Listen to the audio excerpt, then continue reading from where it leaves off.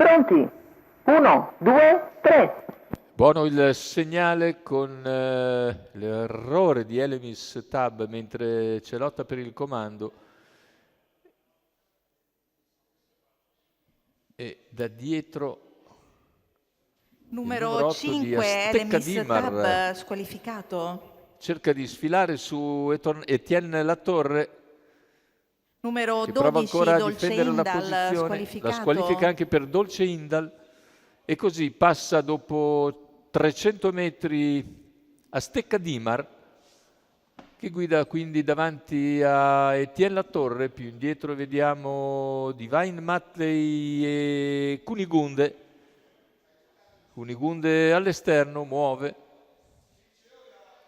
quando i cavalli sono al completamento dei primi 600 di gara, con Astecca Dimar che è sfilato su Etienne Latorre, Divine Matley in terza posizione, Kunigunde che progredisce all'esterno, poi c'è anche Daddy P che ne ha preso la scia ma poi ha un'incertezza e si riprende al volo. 800 metri iniziali coperti in 1,3,5 con Astecca Dimar in vantaggio, Etienne Latorre in seconda posizione, all'esterno Kunigunde che ora fa sul serio e appariglia completamente Astecca Dimar.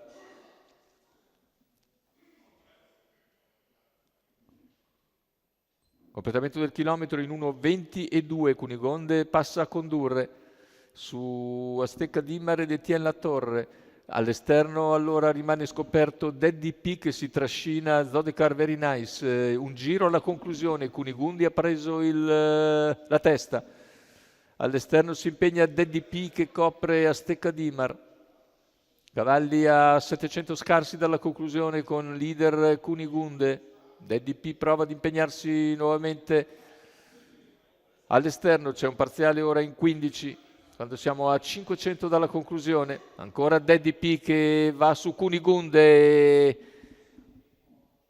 con un parziale secco, lo lascia sul posto e sull'ultima curva scende in corda Daddy P, netto margine di vantaggio a 300 dalla conclusione. Daddy P si distacca, cerca di venire via e allora completamento della piegata, ingresso in addirittura d'arrivo con Daddy P che nel finale deve controllare la situazione ma viene a concludere facile vincitore nei confronti di Astecca Dimar ancora, che è secondo, mentre all'interno sfila Divine Matley che coglie la terza piazza. La vittoria però nettissima e meritata per Daddy P che se la fa tutta all'esterno.